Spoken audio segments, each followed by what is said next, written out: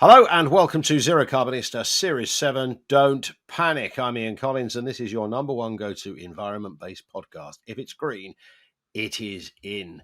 And here's the thing, Dale. You were allowed access to this podcast today. They let you in the building. But of course, you have had experience just this very week, convoluted way of getting round to the subject, really, of not being let in a building. You were banned. Where were you banned from? I was banned from the Reform Conference in Birmingham. Scandal. I can't think why they might do that, Dale. I can't either. But actually, I got a message from Richard Tice saying, well, you are suing me. Yeah, I saw that. Did you? I mean, was that a reasonable point? I mean, if you think about it objectively, he's going, well, you're suing me, mate. Why do I want you in my conference? I think it's a bit petty, actually. I just want to say that. I mean, after all, I'm suing him for exercising his freedom of speech in libeling me, calling me a supporter of Hamas, a terrorist organization, which would be a crime if it was true. So it's all kinds of funny, really. We had a bit of an exchange on Twitter because that day I went to the conference. I knew they wouldn't let me in, but I thought I'm just going to make something of it. Went there, stood outside, made some films, tried to meet people, I got into an exchange with Ticey, and he's complaining I sued him. I said, well, look, there's an easy way out. Just correct what you said and, we'll move on. And have a beer. And then I said to him, you'll have to come out here, though, for the beer because I can't go in there. He went quiet on me. He just went quiet. That was the last you had. So when you were outside in kind of sort of almost roving reporter style at this point, Dale, I mean, were you trying to stop Reform people and ask them some questions? How many times did you get told, oh, no, it's him, told to piss off? And how many times did you get good quality Reform-based engagement?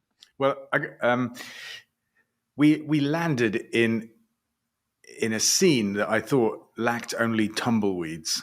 It's this vast site, the NEC, and it was almost deserted. And every now and then a bus pulled up to the front of the conference and 10 people got off, which is a bit disappointing. It was a big bus, And we saw lots of blue suits and brown shoes. And I thought, me, I'm at the Tory party conference. And I guess in a way it was. But never got to have any conversations, actually. Did have some conversations with some security guards. I was doing an interview with Joe Politics and a crowd of... what are they called? Neon jackets came along and said, actually, you're not allowed to film in front. Not only were we not allowed in, we weren't allowed to film in front of the building. Is that right? Yeah. They said it's NEC's policy, but I mean, I think that's a bit weird. I'm not sure I believe it. Yeah. But it doesn't matter. We had fun. We put, I think, an important message out because Farage has just returned from the US where he told a committee of congressmen that there is no free speech in Britain.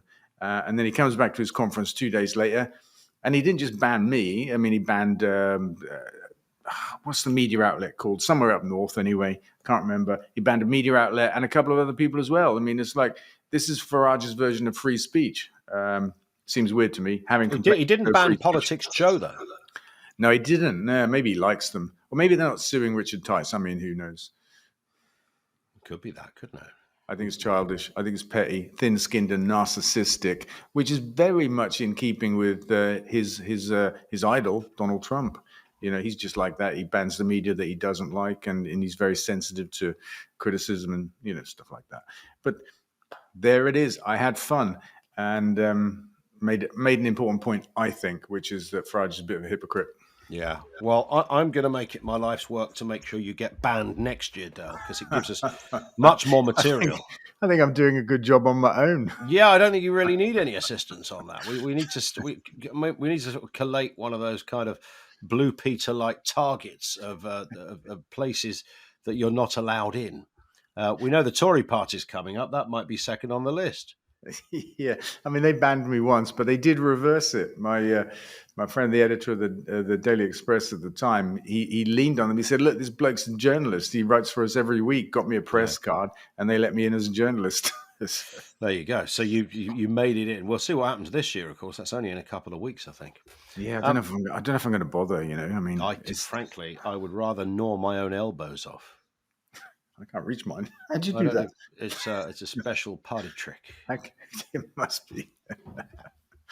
Does require some devices. That's all I'm willing to say. Okay.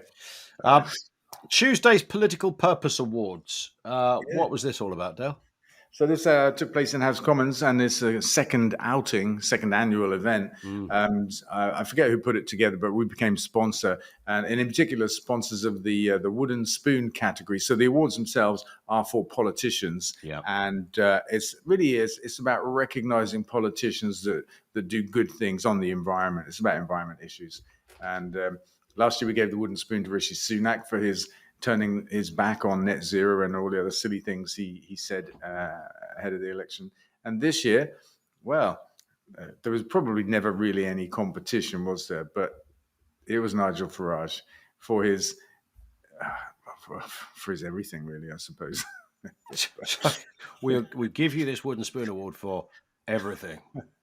That's right. For being. Yeah, so I mean that was a bit of fun. I didn't go. I was meant to go, but oh my word, I was so busy. I couldn't go. So yeah, that was that. That was good.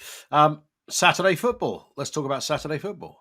Oh yeah, coming up another big game at Forest Green at home. I mean, we are top of the league still. We're playing the most exciting football I think I've ever seen, and the crowd are loving it. We're all loving it actually. But this Saturday we've got the BBC One Show coming down to talk to me and Dr. Simon Ofer.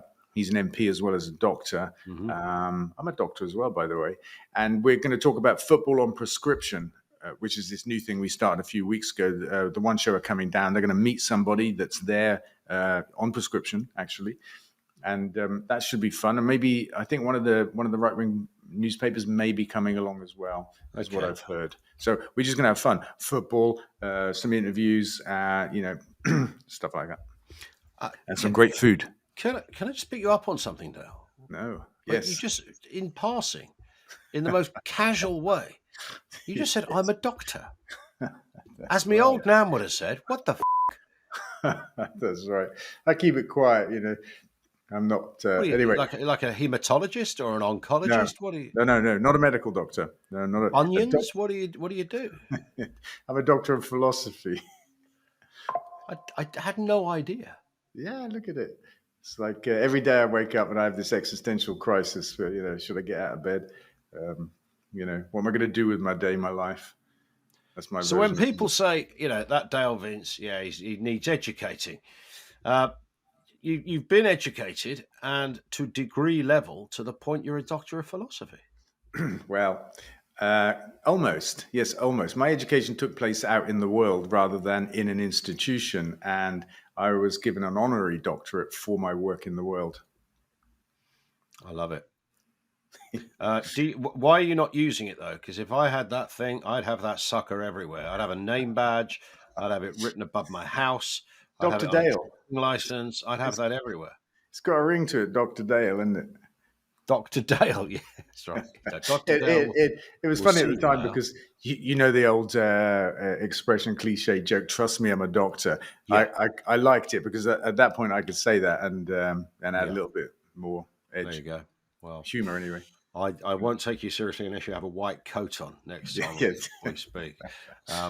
Let's move to North Sea oil policy. Oh yeah. What's the story here, Dale? This is something from your week.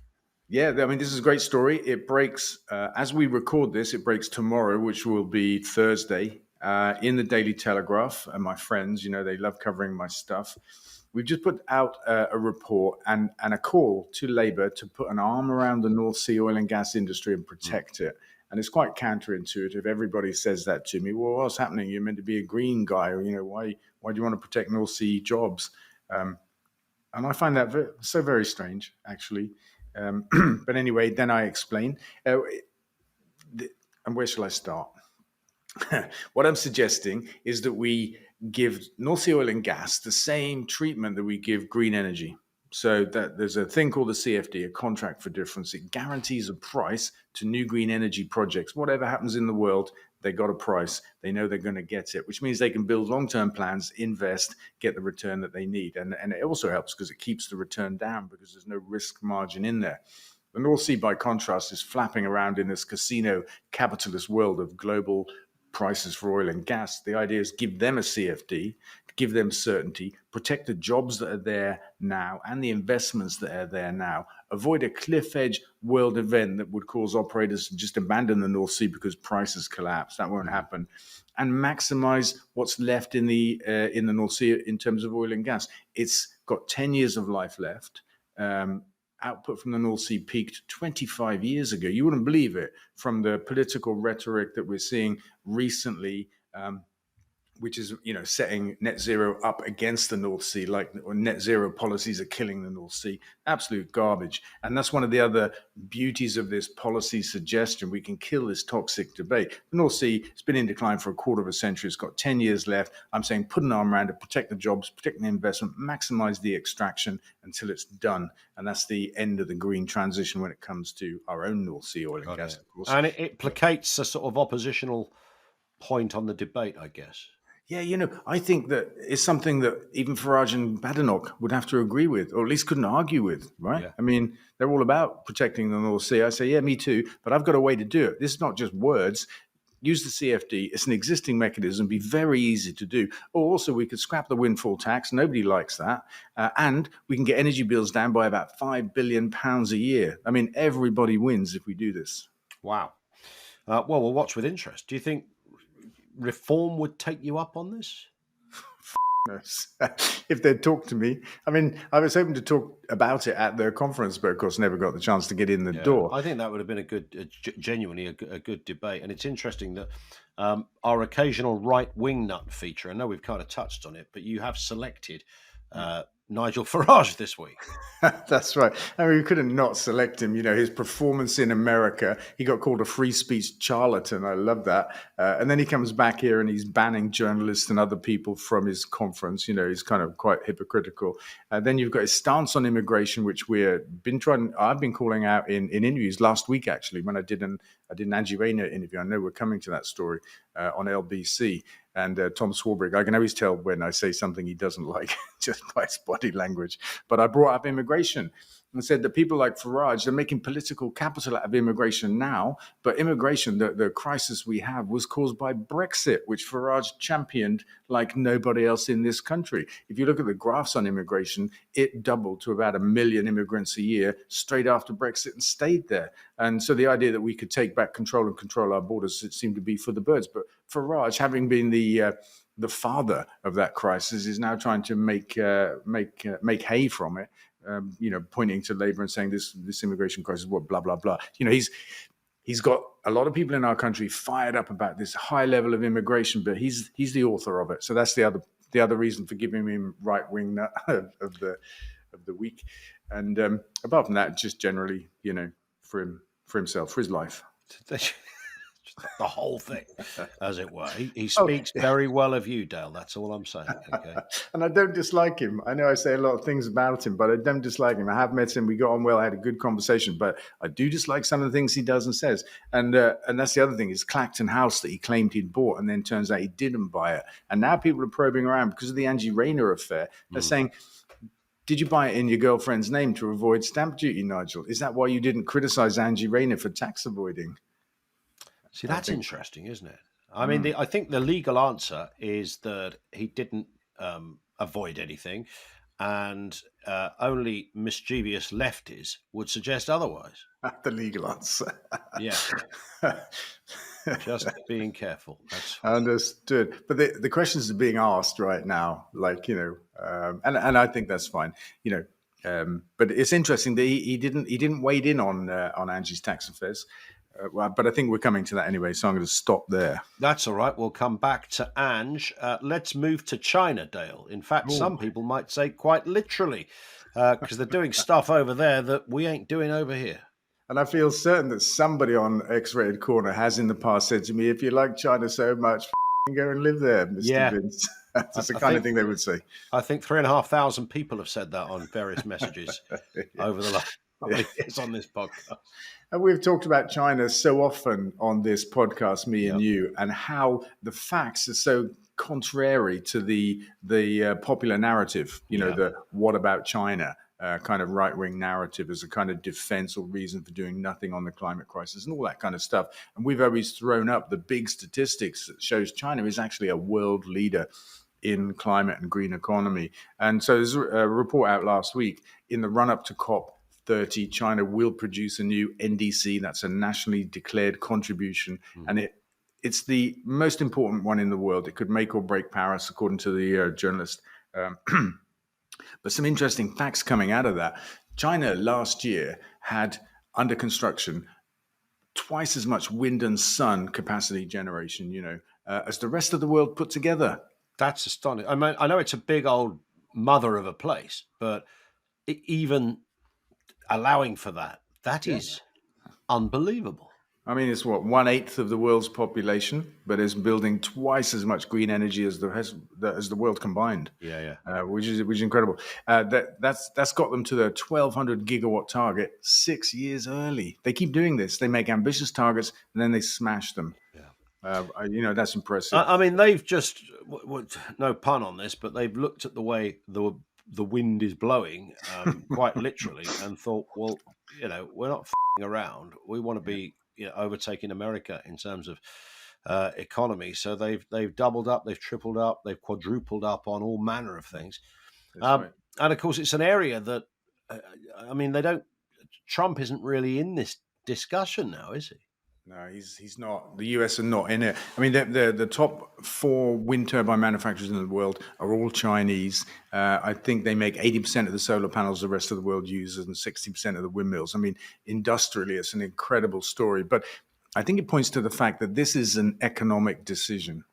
I'm not saying that the Chinese leaders can't see the threat of the climate crisis. They're actually feeling it in certain parts of their country. So that's a fact. But I just think that it's overwhelmingly an economic decision that they've made. And this is the case we keep making here, that it's not about ice caps and polar bears, actually. It's about getting energy bills down. It's about sustainable jobs and all that kind of stuff, and fighting the climate crisis is the icing on the cake. But I say, the other thing that is going to happen this year probably is, got an infestation, is China will reach peak carbon emissions. And that's monumental. It's absolutely monumental, because one of the big things said about China has always been about the amount of coal they burn and stuff like that, which has been part of their energy mix, part of everybody's for a long time. Peak carbon in China. I mean, incredible. These are reasons to be hopeful. Let's move on to a story that isn't so positive, as it were, Del, and that's dirty air. And there's a couple of stories around this. Yeah. There's a study released that shows Britain's more likely to get to suffer from heart problems, actually, from dirty air. Now, look, most dirty air is from burning fossil fuels, whether that's power stations or more likely vehicles in cities and towns and stuff like that. I mean, government statistics tell us 40,000 people a year die from that, which is quite incredible. This is a study that says, it's causing heart problems and you're more likely to get them in towns and stuff like that. I mean, I got to say, we'd probably file it in the, kind of tell us something we don't know or can't join the dots up on. But here it is. It's confirmation, and that's great. And then the other one is Canada, isn't it? Those wildfires in Canada are reckoned to have killed over 80,000 people, and they weren't in the woods. They were on the other side of the planet. Most of them, 22,000 of them in Europe, died from the pollution of the wildfires in Canada. I mean, it shows you the world's a very small place, actually, and that the air we breathe is rather precious. So, I mean, this is all rather basic stuff. If you have a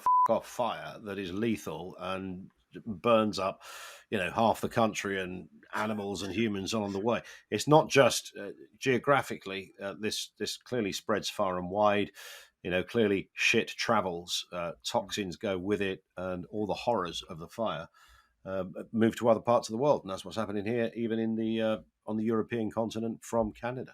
Yeah, I mean, it's a small world. That's the point it makes to me, and you can burn your shit and do your things in one part of the world, but you are affecting the climate of the world and the air that everybody breathes. And it kind of makes the point about the climate crisis as well. We've all got to do our bit. Yeah. It's like somebody's choice to drive a big gas guzzling vehicle. Yeah. There's that kind of what would you call it, argument between somebody's right to have a big gas guzzling vehicle and somebody else's right to have clean air to breathe. Nothing wrong with a reasonable request like that. I think we could fairly say.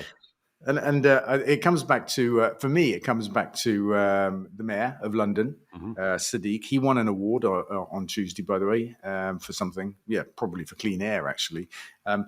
And this, like, I know that it's kind of like a red rag to the right wing, these lesers and lesers that we've seen a succession of, but they've been cleaning up London's air. They're saving lives. And, that's just often overlooked in the story about, abusing drivers with penalties and fines and, a lack of freedom and, all that kind of stuff. The stuff the right wing love to go on about.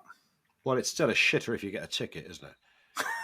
There we go. I mean, that's just an irredeemable reality. I think it's a bigger shitter if you die from it or get some kind of lung disease. Yeah, and both at the same time would be horrific. Yeah, and you get a ticket. Indeed. Oh, look, right on the final 3 minutes, I've got a ticket. Man alive, there is no God. Let's just get a quick word, Dale, on Angela Rayner, because we did touch on her. I know you felt quite strongly about this. She gave a couple of interviews last week on this. She's gone. She's resigned. She's walked the plank. The right decision or the wrong one? Oh, it's the right decision, definitely. And the right decision from Keir Starmer as well. I was saying to Sky and to LBC, he made it clear when he came into government that he would have an independent ethics advisor who could raise his own inquiries and make his own decisions, and he would follow them. Whereas the Tory administration, it wasn't an independent bloke at all, and quite often ministers just ignored his findings, like Priti Patel and the bullying, I think it was, for example. Anyway, so he couldn't do anything other than he'd already lost 5 ministers following this same kind of zero tolerance policy, I think you could call it. So he was always going to stick to that. Ange could see it anyway. And it was never going to go away. A housing minister that hadn't paid the right stamp duty was never going to go away. So it was definitely the right decision. I think it was unfortunate for Ange because when you dive into the detail of it, she had sought tax advice twice. She asked the same question twice and got the same answer, which was the lower rate applied. It turns out that the trust arrangement for her constituency home, she put in trust for her son, left her with a legal ownership, which made the second house actually a second house. And that tripped her up. But, I think most of us would have asked the same question twice, got the same answer and said, I've gone far enough. But it turns out she needed to go higher, ask a higher authority. I think the Telegraph's tax expert himself said he didn't know about this law. And our tax system is a little bit complicated. I think he literally wrote a column saying, I've got every sympathy with Angela Rayner. Yeah. Brilliant. And I have too, because, I think she's a brilliant person. She's done great things in the first year in government. I know she's controversial, but everybody that gets stuff done is controversial. I mean, she's not like widely controversial, but I mean, I know she's got her not fans, a bit like I have, I suppose. And she's gone. I think she'll be back. And that was it, really. Let's move to some questions. Let's do a few of these. Dale, Paul Norton says, I'd like to be able to buy a kilowatt of wind power for my nephew, and he gets the return for that for 25 years. I'd like to see the government offer the sale of units of renewable energy parcels. The solar or wind farm could be operated by the government, but the energy they sell could be parceled up into 250-watt parcels. This would help renters invest in low-carbon renewables. What do you think? Got to tell you, Dale, that made loads of sense to you. I don't know what he's talking about. Parcels of energy, what is that? Well, essentially, that sounds like something weird. Yeah, especially when it comes to electricity, which is something you can't see or touch, or you shouldn't touch. If you do, it's going to put it in a parcel then. How can you put it in a parcel? But look, I know what it's about. It's about selling shares in wind and solar projects. And there are people out there that do it. There are energy cooperatives that sell small shares, it could be £1,000 worth or something like that. And you basically own a piece of a generating project, which gives you ownership of the energy that comes out the other end, which you don't handle it, but you get the money for it. And so it's a nice idea, and it is happening. I don't see the government doing it anytime soon. I'm not sure they need to either, but there are several co-ops out there doing it. I'd say, have a look online. When you say co-ops, you mean cooperatives? That's distinct from Yes, the little mini supermarkets? that's right. Although they're all part of the same movement as it happens. Well, yeah, indeed. It does kind of, yeah, it echoes the same principle. Julie Milton on email says, great to have the podcast back. Brilliant first episode. Very interesting what you said about eco-populism. What do you think would be the eco-populist way to sell the cow in the room? That is the need to switch to a plant-based diet. This seems a trickier one because it's Yeah, about personal behavior. yeah. Change in a world where most people simply aren't aware of the massive ecological and climate impacts of animal farming. Have you done surveys to see which messages are most effective? It's a good point, isn't it? Because last week you were talking about eco-populism or green populism, and it was really about, I suppose, simplifying a message that sells, that people Hmm. can digest and kind of understand. Yeah, and I think it's a great question. And, we've already cracked it on energy. We talk about jobs and energy bills getting lower, independence from global markets. These are the populist ways to talk about getting to 100% green energy on the grid. And this is a great question because, I mean, the whole point of writing the cow in the room is I think that's the last kind of frontier now of the three, energy, transport, and food, that I set out in that first book. Energy and transport are well under control. We're well on the way to doing what we have to do, but not on the food front. And yes, so how would I approach this? I haven't done surveys, but I've learned stuff from my time at Forest Green and my time generally. Hmm. And the first thing I'd say is don't talk about vegan food or going vegan, because that's the equivalent right now of talking about net zero. It's been toxified. The shutters come down. Don't talk about that. Plant-based is okay. When we, for example, when we put a lasagna on the menu at Forest Green, we don't say plant-based or vegan. We talk about what's in it rather than what's not in it. So we talk about a black bean lasagna or something like that. So that's a that's a low-level piece of communication.